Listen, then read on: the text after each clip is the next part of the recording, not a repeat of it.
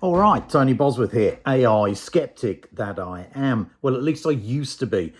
The more I'm using AI, and I'm using it a lot at work, and the more I'm looking into it, the more obvious it is that it is changing our world now, right now. So I'm going to look at another system that's out there at the moment, which is absolutely fascinating. It's called Sesame. I know, a bit of a silly name, but it is going to change lots of things about our lives, including call centers. I see call centers disappearing soon enough. What does that mean? The loss of thousands, tens of thousands of jobs globally. But this system, it's spooky. It's a bit scary. It's a bit freaky. Now, those words have been used by journalists who've been looking at it recently. First of all, what is it? Okay. If you've ever watched the 2013 film Her, starring Joaquin Phoenix and also Scarlett Johansson, where it's a comedy drama film, right, if you don't know it, and it's about this bloke who develops a relationship with Samantha, an artificially intelligent operating system personified through a female voice. Oh, sorry, got an itchy eye. Now, this is exactly what Sesame is, and that's the first thing that occurred to me when I tried it out, and they've got a demo version out at the moment. If you search it up, you can find it. Now, the point is this.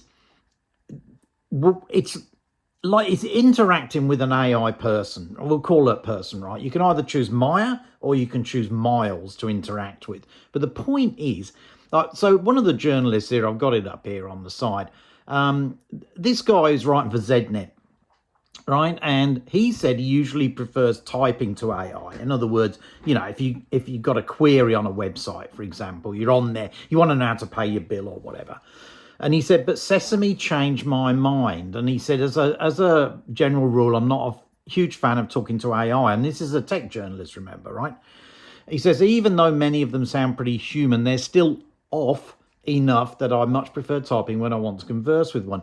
Now, the point about this Sesame is they've set out to achieve something called voice presence, and they say in quotes, a magical quality that makes spoken interactions feel real, understood, and valued. That's exactly what this does, and it is a little bit concerning for a while. I'll give you some examples. Okay, the journalist says to Maya, I'm more interested in talking about what sets her apart from other AIs. What does she say? She says, before I dive into that, Maya said, I need my morning coffee. I'm a latte person. What's your poison?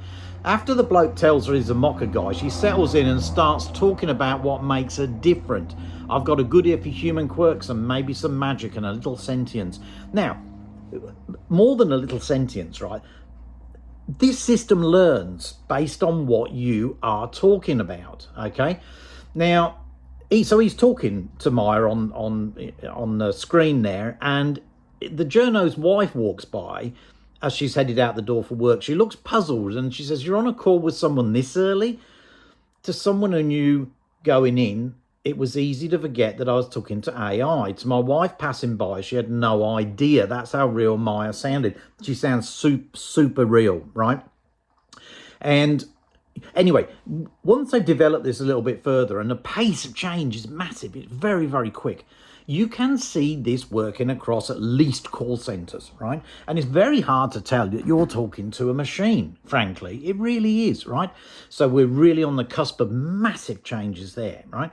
And there are other things it can be used for, no doubt, as well. If you ask Maya for information, the system scours the internet and will pull loads of info and will digest it. And now this happens pretty damn quickly. There's a bit of a pause, but you know, she might say, for example, let me think, right? And she will think, right? And look at it here. We're already calling her she, okay? That's the thing. So have a look at Sesame, do a search, have a look. It is remarkable, a little bit frightening, and it's definitely a sign of things to come. Then you can imagine, use your own imagination to see how this can develop and how this is going to be another thing that literally changes our world. Okay, talk to you again soon.